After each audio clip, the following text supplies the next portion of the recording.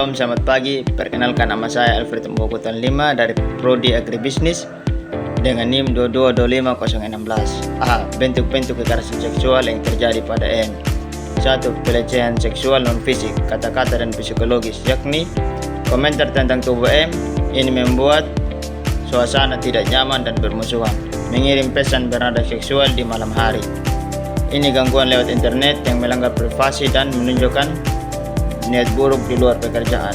2. Pelecehan seksual fisik, yakni memaksa M untuk dekat.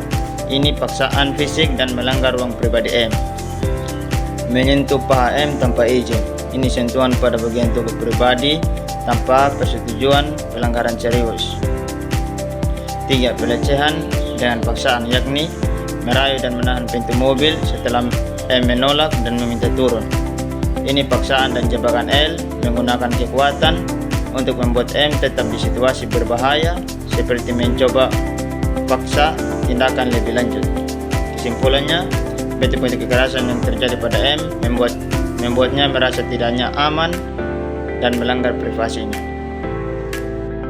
B. Analisis dampak. Dampak psikologis yang dialami M, yakni 1. Trauma dan takut. M merasa takut.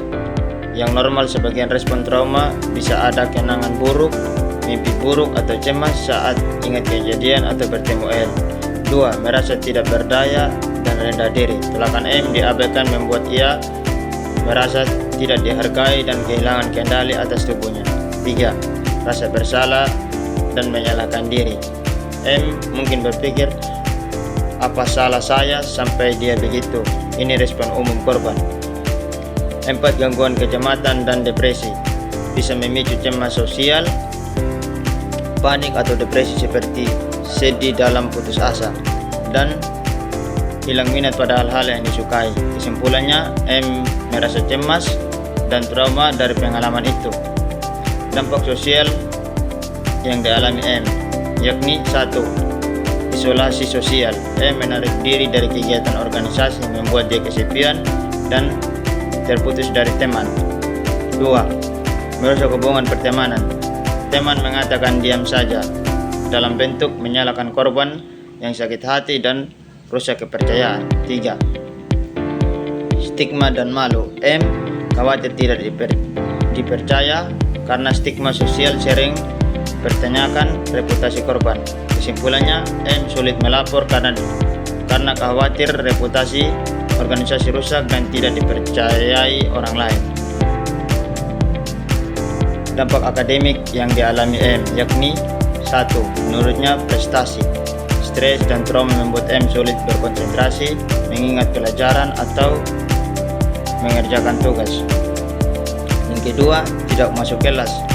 Jika takut meluas ke kampus, M bisa lolos atau menghindari kampus yang buruk untuk nilai. Yang ketiga, gangguan masa depan. Bisa sampai menunda studi atau berhenti kuliah. Kesimpulannya, prestasi M turun karena ia takut mengikuti kegiatan organisasi dan sulit untuk fokus belajar. C. Peran relasi. Relasi kuasa, yakni 1. Kuasa hierarki. Di organisasi kampus, senior L mempunyai posisi lebih tinggi. Hal ini bisa disalahgunakan untuk menekan junior M karena M takut menolak. 2. Kuasa pengaruh dan jaringan. L sebagai senior berpengaruh, mempunyai jaringan kuat. M takut L merusak reputasi dan nama baiknya. 3. Kuasa gender. Kadang pria berkuasa atas wanita dan membuat M merasa lebih lemah. Kesimpulannya, relasi kuasa antara senior L dan junior M membuat kekerasan terjadi karena L mempunyai pengaruh lebih besar. Jadi M sulit menolak L sebagai senior. Berpengaruh membuat M takut tidak dipercaya jika melapor. Relasi sosial, yakni 1. Budaya. Tutup mulut. Teman mengatakan diam saja agar organisasi baik-baik saja. Adalah contoh, korban diminta mengorbankan dirinya untuk kepentingan nama kelompok. 2. Lingkaran perlindungan. Senior seperti L mempunyai pendukung. M takut tidak dipercaya atau diintimidasi oleh anggota lain. 3. Kurang mekanisme. pelaporan yang aman, organisasi sering tidak mempunyai prosedur yang jelas dan aman. Korban takut laporan tidak ditangani serius atau bocor. Kesimpulannya, di organisasi kampus, relasi sosial seperti hierarki senior junior dan kekhawatirannya merusak nama kelompok, membuat korban seperti M ragu melapor karena takut dianggap masalah pribadi atau dihukum sosial. D. Rekomendasi penanganan untuk M. 1. Mencari dukungan yang tepat. Cari orang yang bisa dipercaya seperti dosen, unit lainnya disabilitas dan kesetaraan (ULDK) atau gagasan PPKS di kampus, psikologi atau LSM untuk perempuan.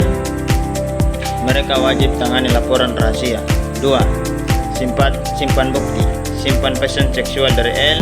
Catat detail kejadian, baik itu tanggal, waktu, tempat, apa yang terjadi, dan kata-kata cerita ke orang yang bisa dipercaya. 3. Lapor ke kampus. Laporan L lewat jalur resmi kampus, ULDK atau Satgas PPKS. UTPKS wajib kampus tangani. 4. Lapor ke polisi. Sentuh paha dan tahan di mobil, susah pidana menurut UU TPKS, lapor ke polisi. 5. Bantuan psikologis, konseling untuk atasi trauma dan mencegah dampak buruk jangka panjang. Peran teman sebagai support system, yakni respon teman M buruk seharusnya yang teman lakukan, yakni 1. Percaya dan validasi perasaan. Katakan, aku percaya kamu, ini bukan salahmu. Dukung perasaan takut M.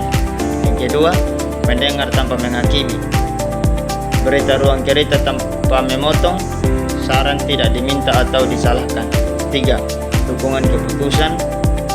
Bantu keputusan M, apakah lapor atau tidak.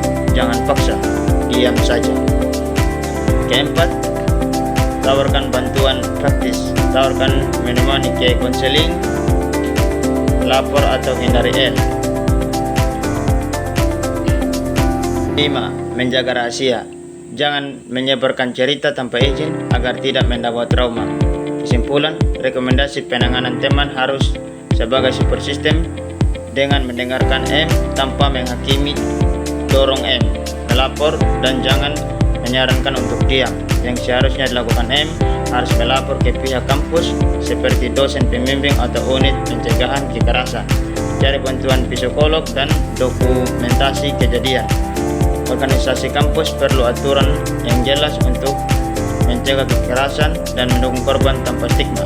M juga bisa menghubungi hotline kekerasan seksual untuk nasihat. Sekian